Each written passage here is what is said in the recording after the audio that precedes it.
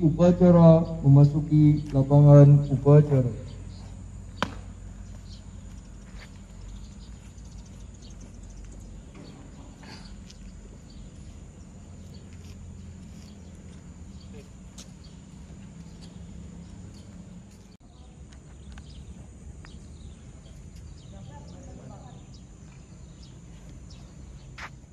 Pembina upacara memasuki lapangan upacara.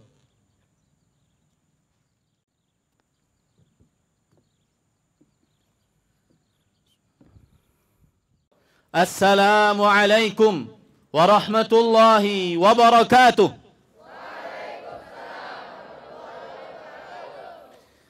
Bismillahirrahmanirrahim. Alhamdulillahi rabbil alamin. Wabihi nasta'inu ala umuri dunya waddin. Wassalatu wassalamu ala ashrafil anbiya'i wal mursalin. Nabiyyina Muhammadin wa ala alihi wa ashabihi ajma'in. Amma ba'du. Alhamdulillah, kita bersyukur pada Allah Subhanahu wa ta'ala. Pada hari ini kita kembali melaksanakan upacara Senin rutin setiap Senin di pesantren Intan Ilmu Barito Kuala, Kalimantan Selatan. Salawat dan salam semoga selalu Allah berikan kepada Nabi kita Muhammad sallallahu alaihi wa ala alihi wasallam, pada keluarga beliau, para sahabat, serta orang-orang yang mengikuti beliau sampai hari kiamat kelak. Dengan nama-nama Allah yang husna dan sifat-sifatnya yang ulia, kita berdoa, Allahumma inna nas'aluka ilman nafi'an wa rizqan tayyiban wa amalan mutaqabbala. Ahibati al-asatidzah al-afadil wa talabah al-mukarramun, afanillah wa iyyakum. Para ustadz yang saya muliakan, para santri yang saya cintai karena Allah, semoga Allah Subhanahu wa ta'ala selalu memberikan afiat kepada kita. Pekan ini adalah pekan terakhir untuk melaksanakan kegiatan belajar mengajar di kelas. Dan insyaallah ta'ala pekan depan para santri sekalian akan menghadapi penilaian tengah semester ganjil. Oleh karena itu, perlu nasihat untuk para santri terkhususnya yang saya cintai karena Allah, agar benar-benar benar dalam menyikapi penilaian tengah semester. Maka saya katakan, salah satu penyakit yang sangat berbahaya bagi seorang penimba ilmu agama, terutama penyakit tersebut timbul di saat-saat genting, di saat-saat penting, seperti akan terjadi penilaian tengah semester ganjil yang akan para santri sekalian hadapi. Penyakit tersebut adalah penyakit malas. Oleh karena itu, sebagai seorang penimba ilmu agama, wajib untuk menjauhkan diri dari penyakit malas. Sekali lagi, saya ulangi, terutama pada waktu-waktu yang diperlukan dengan sangat kalian untuk bersemangat. Pada waktu-waktu yang kalian diperlukan dengan sangat kalian untuk bersungguh-sungguh di dalam belajar. Karena nilai kalian selama 3 bulan berlalu akan kalian lihat ketika penilaian tengah semester. Maka jauhilah sifat malas. Jauhilah sifat tidak semangat, tidak bersungguh-sungguh, tidak teliti. di dalam menimba ilmu agama. Ahibbati talabah, afanillah wa iyyakum.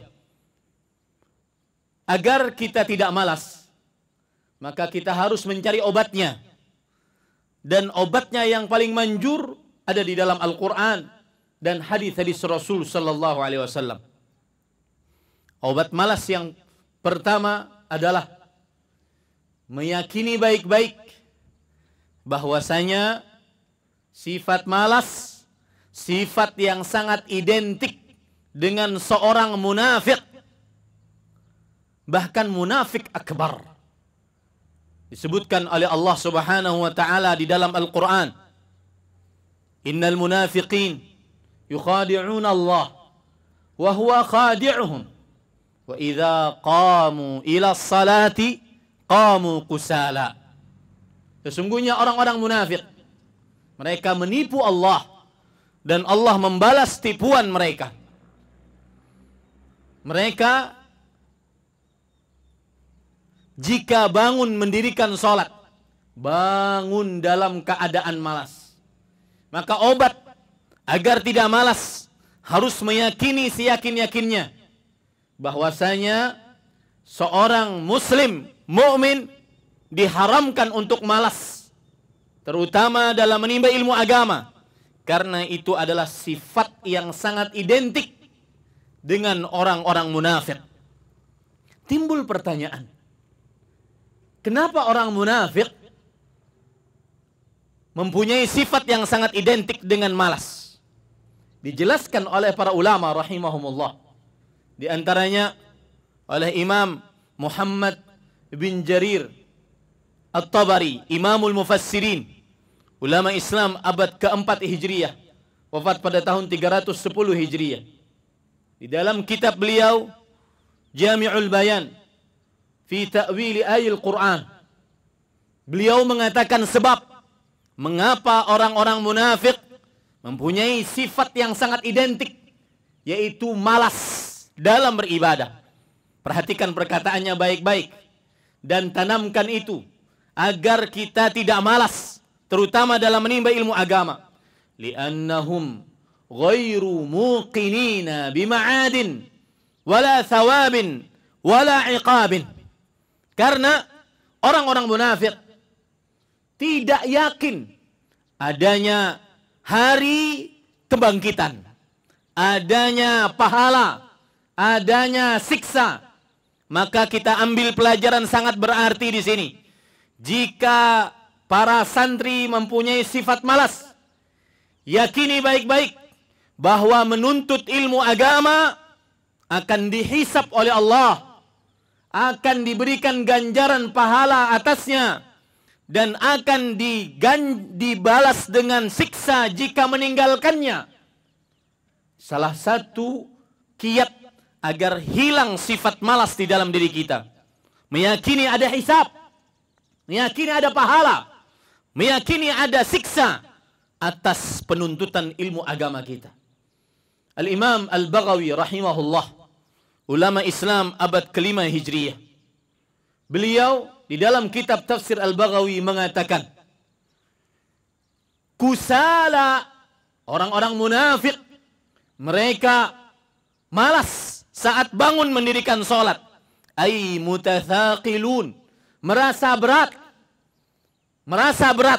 dalam beribadah, merasa berat dalam menimba ilmu agama. Li'annahum la yarjuna thawaban min Allah wa la yakhafuna iqaban min Allah. Karena mereka tidak berharap pahala dari Allah dan tidak takut akan siksa Allah. Maka sekali lagi, obat malas paling manjur disebutkan dalam Al-Quran. Ingat akhirat, ingat ada hari kebangkitan, ingat ada hari pembalasan. Dibalas dengan ganjaran pahala atau dibalas dengan siksa sesuai dengan amal masing-masing.